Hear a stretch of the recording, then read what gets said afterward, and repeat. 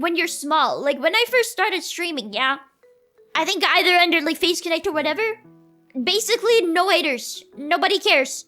Because you're not enough, you're not like big enough for people to care. But because, you know, the majority of people were still like, you know, positive reception and like happy with the things I was doing, I was like happy about that. Cause I don't know. And then I tried to like, whenever there's people that got upset, I would try to like, you know, make them not upset, make them feel better, because I wanted to be like a positive, safe, I guess. Not really safe. Comfortable, maybe a more accurate word than safe. Yeah, comfortable. I wanted to make everyone feel comfortable. Be a streamer for everyone. Yeah, something like that. Something like that. Yeah, and then like as I grew, as things happened, and I thought people that wasn't comfortable would just, you know, leave. Yeah, I know. Recently, especially, there's been like people that literally watch HateWatch, and then hate comment, and then I have to ban them sometimes. But they haven't shown up in a while. I mean, there were like 3. But the thing is, they haven't existed, like, they have never existed before. So it's kind of like, what the hell? What's going on, you know? No, the thing is, right, you don't get why people hate watch streamers. Yeah, that's what I freaking thought too. I was like, why the hell would anybody freaking do that?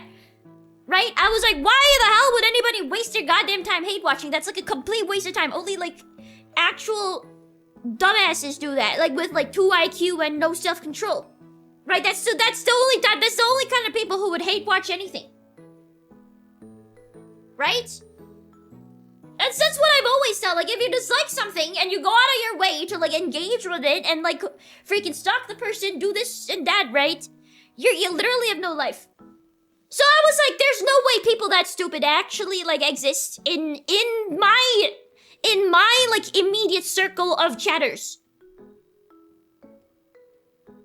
Like, there's no freaking way people would actually do that. Nobody cares enough to do that. I was under the impression that nobody gave a freaking damn. You know, that was why I was like, I'm so comfortable here. I'm like, you know, everybody's here because they want to be, etc., etc. And then suddenly it's like not like that anymore. And I was like, what the hell? I think if you like actually put your time into hate watching me, even though you don't really like me, I think that itself is like a form of love. And I appreciate that. As long as you don't try to crap things up in the chat, I appreciate it. So you like being bothered? Are you crazy? No, I'm saying that it's cool. I mean, obviously it'd be better if I wasn't. But I can't really stop you from doing that. No, what if they end up being like... What if they end up watching you so much, they end up like, you know, not hating you anymore? Yeah, enemies to lovers? Yeah, like that. Like enemies to lovers? What do you think about that trope? No, imagine, right?